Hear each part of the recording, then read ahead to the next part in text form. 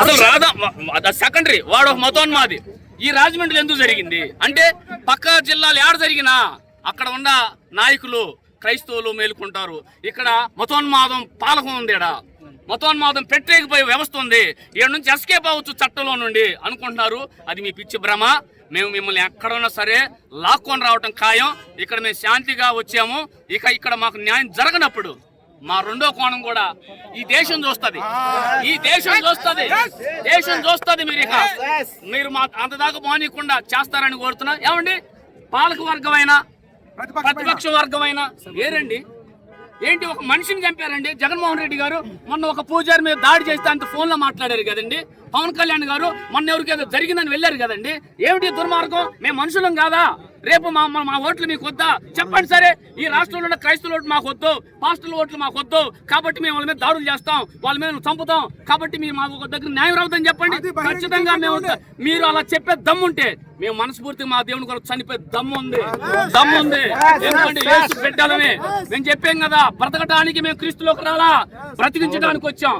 సమాజాన్ని బ్రతికించడానికి, రాష్ట్రాన్ని బ్రతికించడానికి, ప్రజలను బ్రతికించడానికి, నిజమైన దేవుని వద్దకు తీసుకెళ్ళడానికి మేము వచ్చాం. కానీ మతాల మీద కులాల మీద బ్రతకడానికైతే మేమెంత తెగించి రాము. మేము కూడా కొడవలు గొడ్డలు తీసుకొని మా గ్రామాల్లో నిలబడి రాధా మనోహర్ దాస్ గారు ఇంకెవడో వచ్చిన ఆడే అడ్డంగా నరికేవాళ్ళవి మాకు చేత కదా. కానీ మాకు అది యేసు నేర్పల. యేసుని మా చేతులు కట్టేశారు. ఈ బైబిల్లో మీ జోలికి వచ్చిన చంపండి అని ఒక మాట రాస్తే ప్రపంచం క్రైస్తవులు అయిపోయేది, క్రైస్తవ దేశం అయిపోయేది, క్రైస్తవ ప్రపంచం అయ్యేది. చేయలా. యేసు కొట్టించుకోమన్నాడు, తిట్టించుకోమన్నాడు, అవమానాలు పెడితే అవమానం పడమన్నాడు, చంపితే నేను అనుమతి చనిపోమన్నాడు. ఆ కోణంలో నా దేవుని చిత్తం లేకుండా జరగదు. ఆయన క్రీస్తు కొరకు హతసాక్షి అయ్యారు. ఈరోజు మా క్రైస్తవులందరినీ ఐక్యతలోకి తీసుకొచ్చారు. ఆయన మరణం మమ్మల్ని అందరినీ ఏకం చేసింది.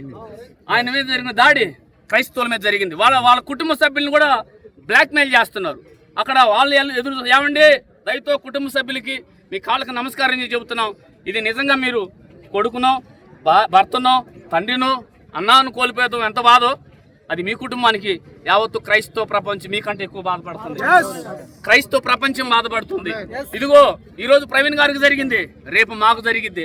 I don't care. కానీ ఆ ముద్దాయిని వదిలేస్తే నేరగాలు పెరిగిపోతారు. నేరగాలు పెరిగిపోతారు. దయతో మీరు సహకరించండి.